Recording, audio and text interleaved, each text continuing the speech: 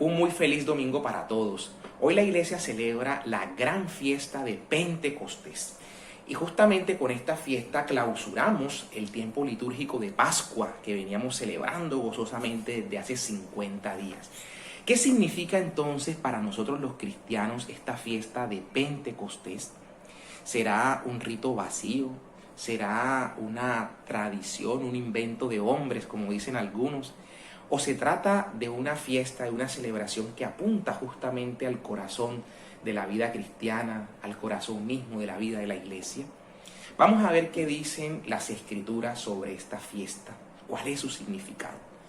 Y vamos a llegar a este punto justamente entendiendo las fiestas que se celebraban en el pueblo hebreo, principalmente las tres fiestas centrales que llamaban luego fiestas de peregrinación, porque el pueblo debía ir hasta Jerusalén, allá donde el Señor había puesto en época del rey Salomón su morada, su casa, ¿verdad?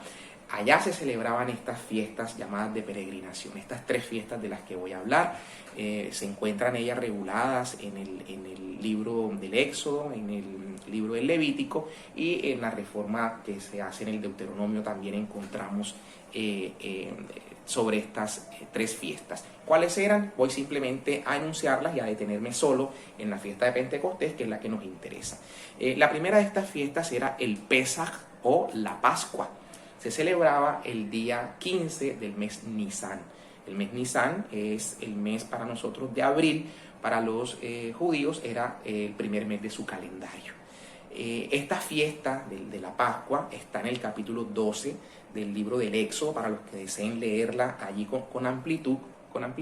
Como no me voy a referir a ella de fondo, pues simplemente diré que esta fiesta en la que ellos celebraban, los judíos celebraban la liberación de Egipto, la liberación de la esclavitud. Esta fiesta es resignificada por el Señor Jesús, que no solamente sube a Jerusalén a celebrarla, sino que sabemos que el Señor es inmolado. Su muerte tiene lugar justamente en el contexto de la fiesta pascual. El día en que se inmolaban los corderos para la Pascua, para esa celebración, ese día el Señor, el verdadero Cordero de Dios que quita el pecado del mundo, como de él dice Juan Bautista, es inmolado en la cruz.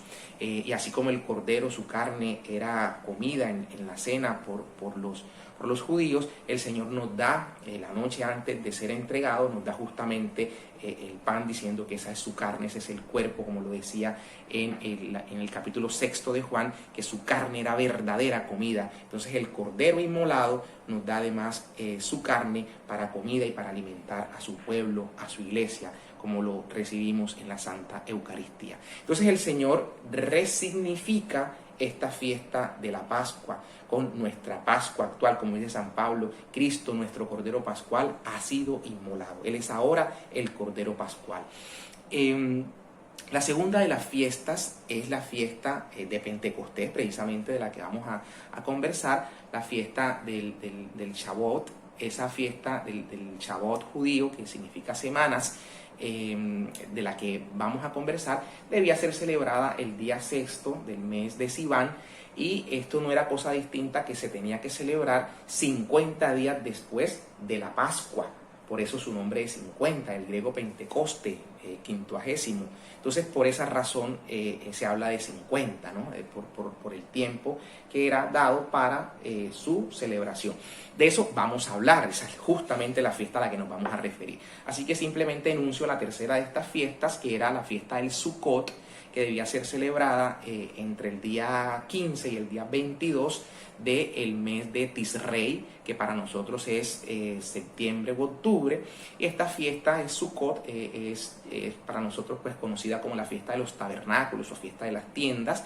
Vemos en el capítulo 7 del Evangelio de San Juan al Señor Jesús celebrando esta fiesta en Jerusalén, y vemos que el día séptimo, el día más importante, el día último de la celebración, el Señor toma la palabra y allí anuncia al Espíritu Santo, diciendo que quien viene a Él y beba del agua que Él dará, de su interior correrán ríos de agua viva, refiriéndose al agua viva del Espíritu Santo con la que Él nos renueva, tomando el Señor como base la profecía del profeta Isaías del capítulo 44. Entonces ahí vemos unas notas sobre fiesta. Pero, como decía, me voy a detener a conversar sobre la fiesta de Pentecostés para entender cuál es el significado que hoy para los cristianos tiene esta importante fiesta que celebramos.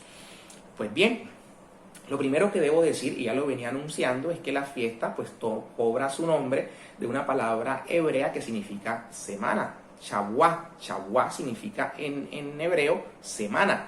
La fiesta se conoce como Shavuot. Shavuot, que significa semanas en plural. ¿Por qué? Porque se debía celebrar 7 semanas después de la Pascua.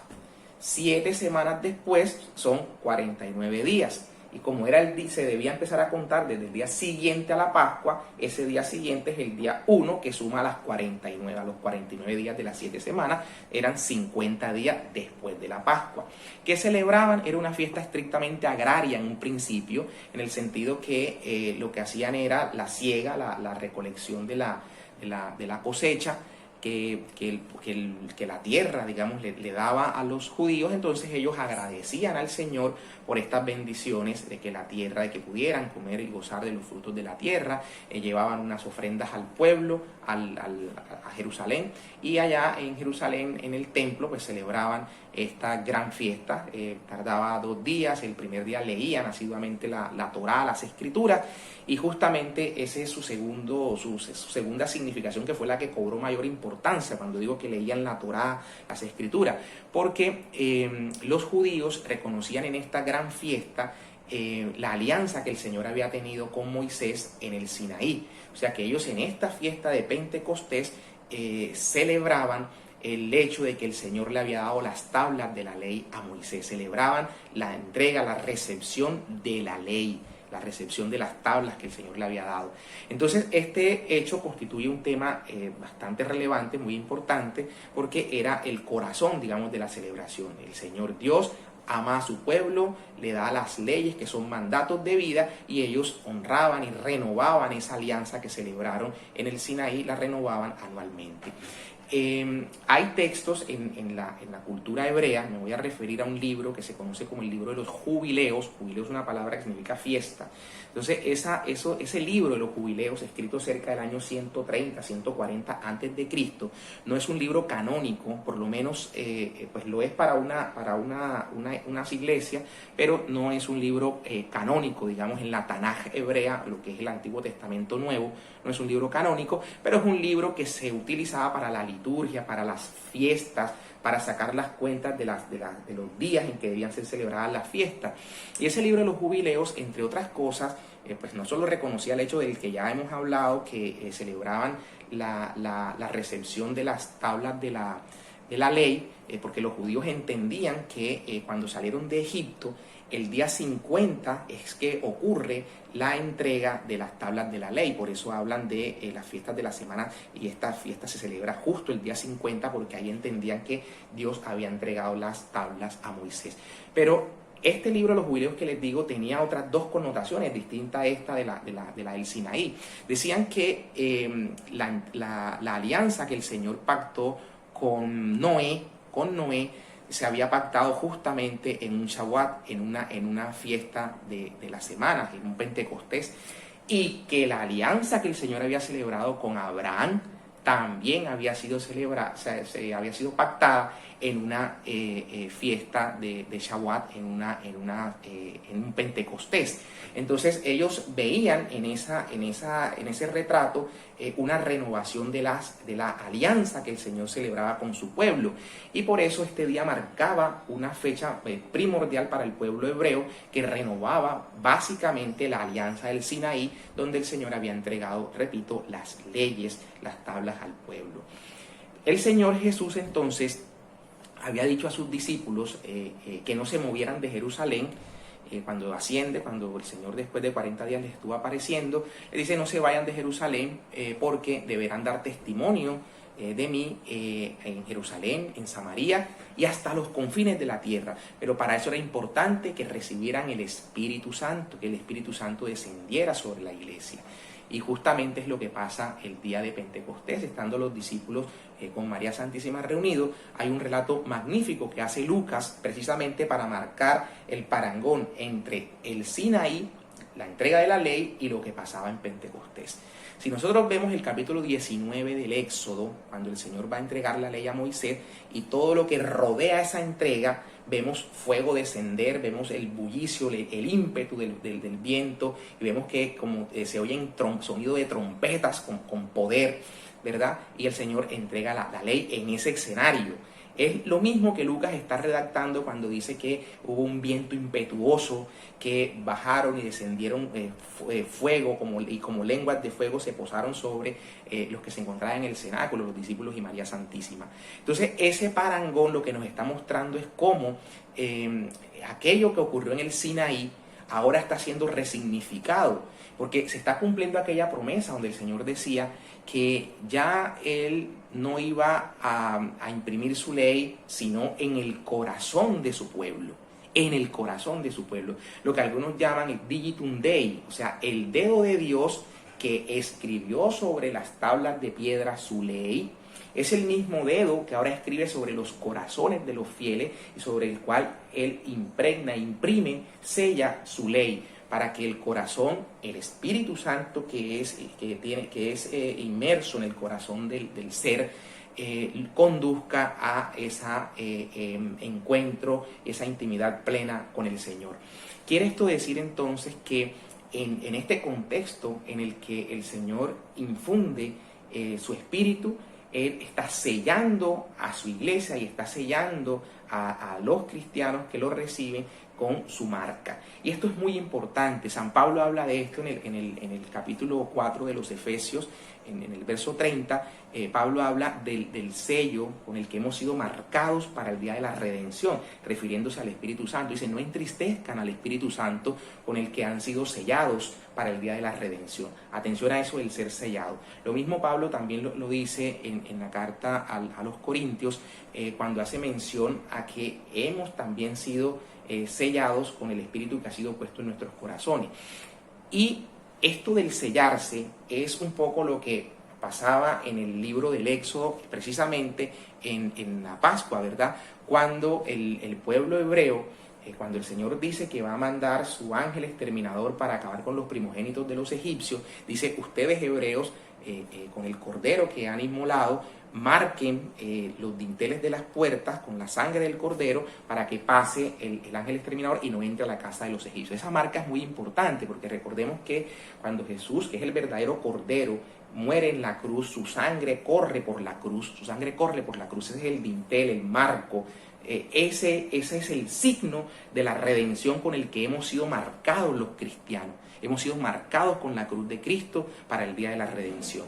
Pero esto lo dice muy categóricamente Ezequiel en una visión que tiene cuando Ezequiel observa el pecado de todo el pueblo hebreo, que es llevado al templo y ahí observa el pecado del pueblo hebreo, y Dios dice que va a pasar exterminando a los hombres que han cometido pecado, pero que va a perdonar a los que lloran y a los que gimen ese pecado, es decir, a los que se han apartado de ese pecado y a los que lamentan que se esté cometiendo ese pecado. Pero el Señor pide entonces que ellos sean marcados en la frente con una cruz. Con una cruz. Estoy hablando de el profeta Ezequiel en el capítulo 9, en el verso 4. Ustedes van a buscar algunas Biblias como Reina Varela y otras que no tienen la palabra marcado por una cruz, sino dice marcado por una señal. Y no es la traducción correcta, porque aquí la palabra en hebreo que se utiliza es la palabra tauf, marcados con una tauf en la frente. Y una tauf es precisamente la última letra del alfabeto hebreo, que es justamente una cruz. Esta misma traducción, esta misma pasaje, cuando se traduce a la Biblia griega, es decir, la Septuaginta, la Biblia que cerca del año 300 a.C. se tradujo para la comunidad hebrea que vivía en Alejandría, la palabra que se utiliza en esa traducción es una tau, que es la letra en este caso no la última, sino la letra número 19 del alfabeto griego. Qué curioso, ¿no? Es la única letra que comparte el alfabeto hebreo y el alfabeto griego. La única letra, la tau hebrea, la tau griega, que es la T nuestra, ¿no? La T nuestra. Entonces, marcados con una tau, con una cruz en la frente. Y sabemos que ese es el signo justamente con el que Jesús nos marcó en la cruz del Calvario, conforme a la prefiguración que hacía el Éxodo 12. Y también tenemos en el libro del Apocalipsis, en el capítulo 7, que en la visión que está teniendo Juan, también el Señor va a mandar los ángeles para el exterminio de la tierra, de los hombres. Y también se dice que los que tengan el sello de Dios no serán alcanzados por el ángel que tiene el arma exterminadora, los del sello de Dios. Entonces ya sabemos cuál es el sello de Dios, ¿cierto? Así como también sabemos, que no es la ocasión, pero también sabemos del sello del anticristo, pero estamos aquí hablando justamente del sello de Dios.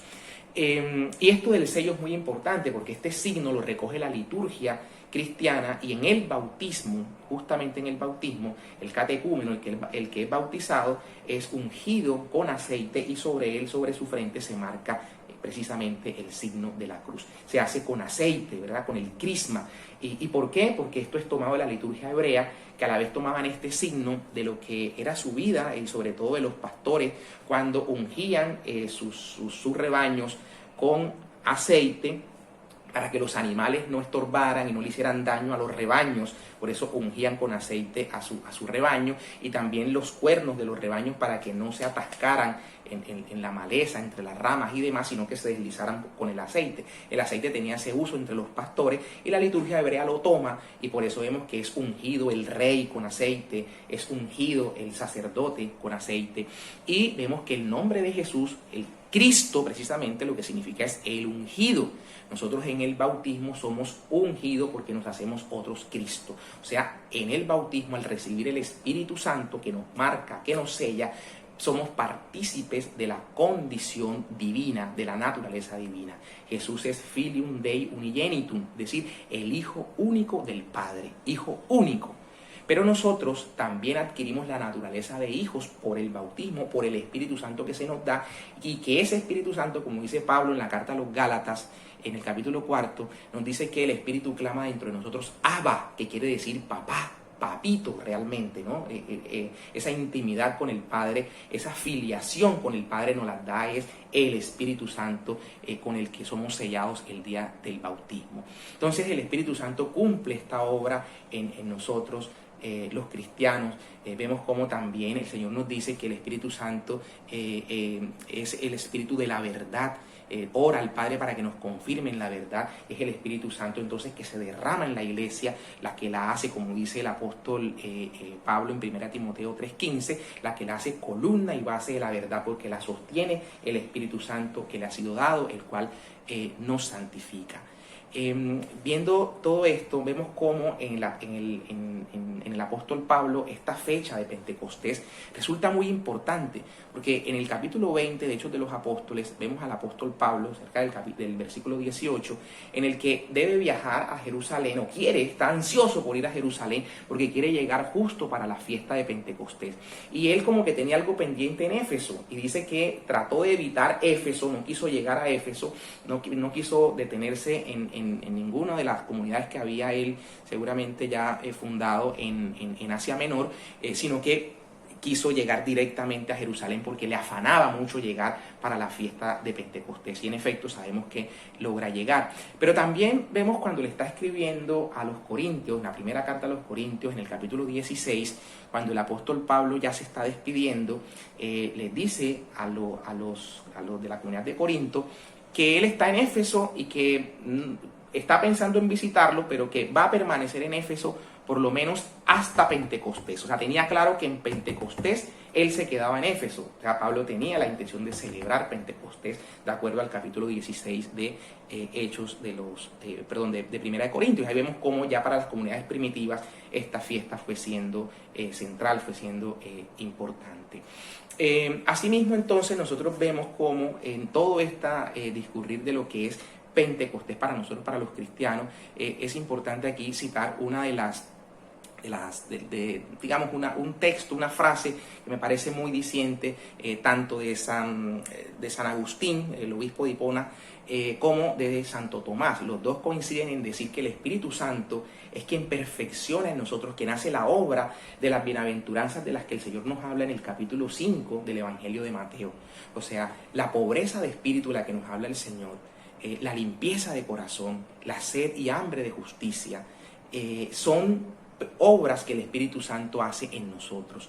Entonces sería bueno que nosotros le pidamos mucho al Señor, le pidamos al Espíritu Santo que nos dé esa pobreza de corazón, que nos dé esa limpieza de corazón, que nos dé el hambre y la sed de justicia, que nos dé el trabajar por la paz, como estas bienaventuranzas nos hablan o nos enseñan.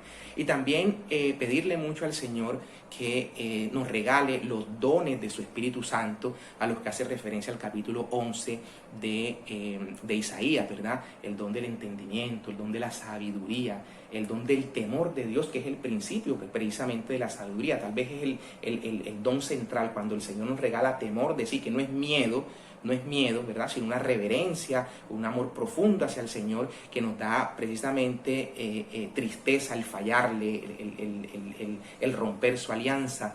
Entonces, ese don maravilloso, el temor de Dios, es el principio del resto de los dones. Entonces, pidámosle al Señor que nos dé esa gracia, que nos bendiga con esa gracia, y que su Espíritu Santo siempre nos guíe por la senda de la paz, de la justicia, y que el Señor cada día vaya perfeccionando en nosotros la obra que Él ha iniciado, y que confiamos que esta obra que Él ha iniciado la va a llevar a feliz término. Que el Señor nos bendiga, y seguimos o nos vemos en una próxima emisión de estos videos que estamos haciendo cada domingo. Un abrazo para todos y bendiciones.